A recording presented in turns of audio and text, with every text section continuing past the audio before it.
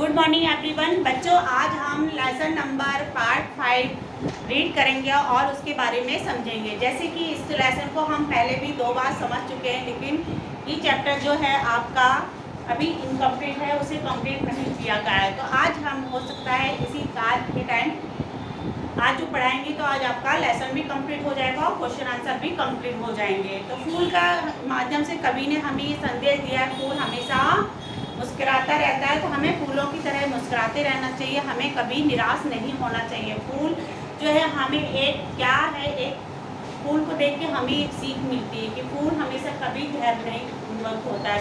फूल अगर गिर भी जाता है धूल में तब भी वह मुस्कुराता रहता है। तो कवि ने इसका संदेश दिया। और इसकी कवि कौन है, इसके रचयिता जो हैं वो कौन है, उनके बारे में बच्चों जैसे कि इस बुक में दिया हुआ है। तो इसकी यह कविता की सोहनलाल द्विवेदी ने लिखी है। किसने लिखी है यह कविता? सोहनलाल द्विवेदी ने लिखी है। तो इसकी कविता के लेखक कौन है? सोहनलाल द्विवेदी हैं। तो बच्चों आज हम इस लेसन को बुक के द्वारा पढ़ेंगे। जैसे कि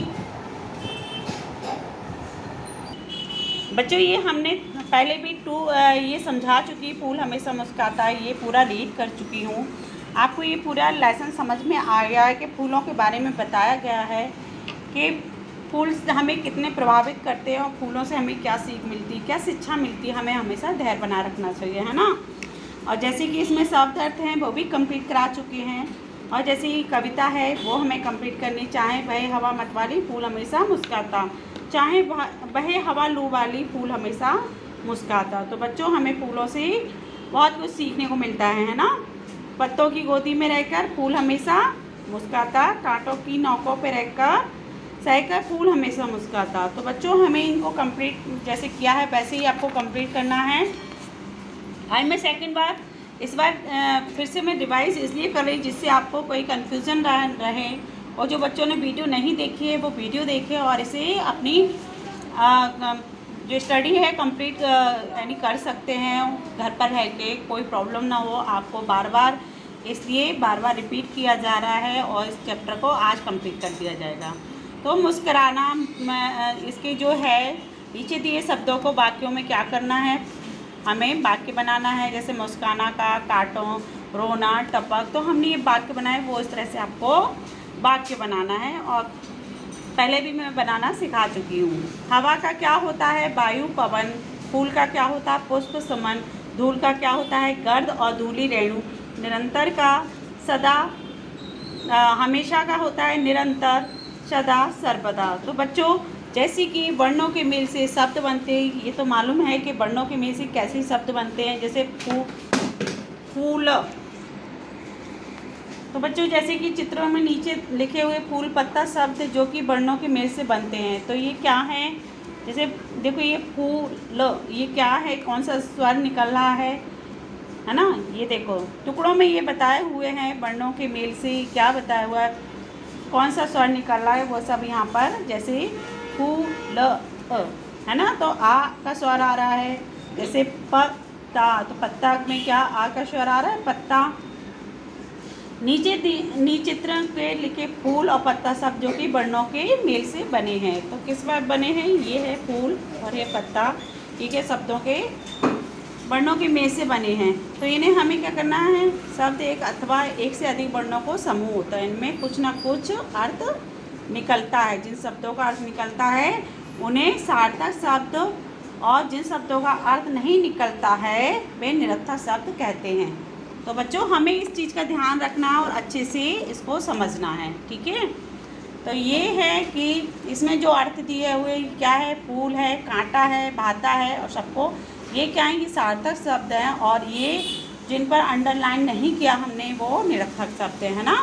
तो इन्हें हमें अच्छे से समझना और लिखना है और इनका हमें अभ्यास करना है कि इनका अभ्यास जैसे भाता का अच्छा लगता है, बहे का चले, प्रभावित होना, है ना, ठीक है। और मुस्काता इनका, और लू मिस क्या होता है उनके बारे में लिखना है। ये सारी चीज़ें हमें इनके बारे में हमने शब्दार्थ में पढ़ चुके हैं। अब बच्चों हम क्वेश्चन आंसर पढ़ेंगे जो कि क्वेश्चन आंसर अभी कंप्लीट नहीं हुआ। तो बच्चों जैसे कि इसमें क्या दिया और शब्द, बहे का हो गया चले, मतवाली का हो गया मस्ती भरी, मुस्काता का है मुस्कुराता, लू वाली यानी झुलसाने वाली, धूल में मिलना, मर जाना, भर जाना, है ना, धूल में मिलना यानी क्या हुआ, मर जाना, है ना। टपक यानी गिरकर, भाता में अच्छा लगता है। निम्नलिखित प्रश्नों के उत्तर लिखो। तो बच्चों जैसे कि आपके में ये क्वेश्चन दिया है, फूल किन किन परिस्थितियों में मुस्कुराता है, तो हमें बताना है कि फूल किन किन परिस्थितियों में मुस्कुराता है। तो हमें उन प्रश्नों के उत्तर देना है, जैसे कि बुक में दिए, हम उनको एक एक करके क्वेश्चन को समझेंगे। ये आपके आज क्वेश्चन कंप्लीट कर दिए जाएंगे। तो इनका आंसर है, चाहे हवा मतवाली बहे, चाहे हवा लू वाली हो, चाहे कांटों की डाली हो, फूल हर कठिनाई में, हर परिस्थिति में मुस्कुराता है। सेकंड नंबर का क्वेश्चन है, यह कविता किसने लिखी है, तो हम लिखेंगे यह कविता सोहन लाल द्विवेदी ने लिखी है।